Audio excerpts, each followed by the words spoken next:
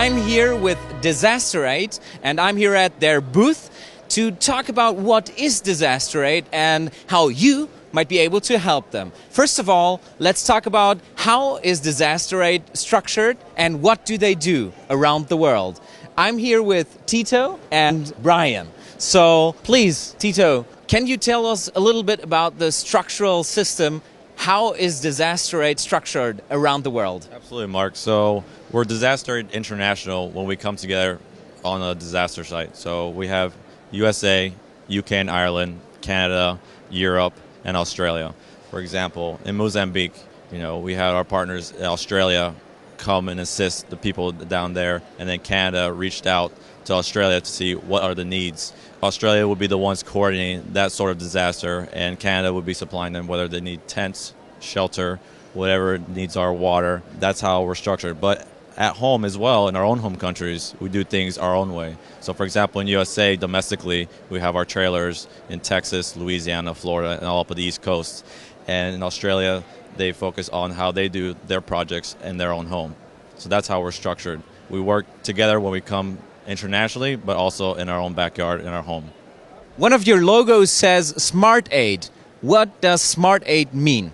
So SmartAid is just a term that we use within the organization. Basically, it means we're making sure that we're getting the necessary needs provided to the survivors. Whether they need tents, whether they need shelter kits to rebuild their homes, or they need water filtration systems. We provide that to them because you can't really fit a disaster into a box. Each disaster, a hurricane, a typhoon, tornado, fire, they all happen differently. So the survivors, they may need something that might be different from a different natural disaster that happens. So that's why we like to use the word SmartAid, to make sure that, the donors who do help us fund us, to go on these disaster sites, that we're making sure the survivors get what they need.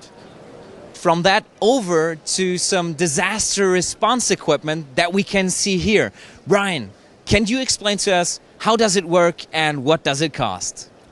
Basically, this filter, which we can transport to site very easily, it will provide 10,000 litres of filtered water a day. And when we say filtered, it doesn't only remove the dirt that you would see in a tank like this to a crystal clear water, but it also takes all the bacteria out. Each filter can protect 1,000 people, and very easy to transport. The filter itself weighs 18 kilos, so you can literally take it on a plane.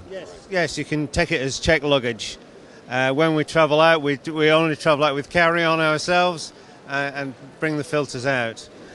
We can install a filter on site in a day and a half.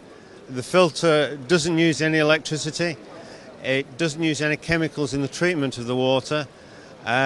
So very easy to set up, not very complicated to operate. You can train an operator to keep it running once it's installed in about an hour.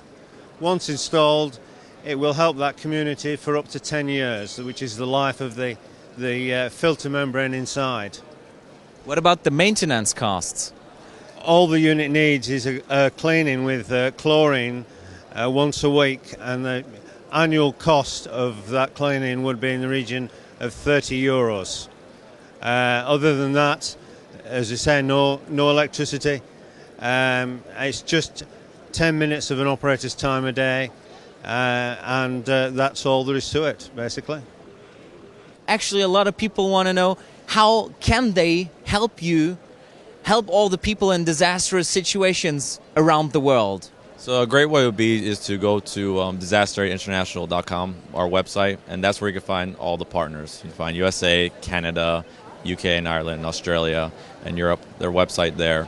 Through those links, people from their own nationality can get in touch with their organization, and then from that, they can either help out domestically, or if they really want to help on the international side, we'll let them know what's going on with our partners all across the world and how they can engage. Whether it's being an ambassador, teaching more about people what's going on domestically in their own home country, or internationally what we're doing with our projects around the world. Thank you very much, Brian and Tito, for introducing us and the world to DisasterAid International. And thank you very much for watching.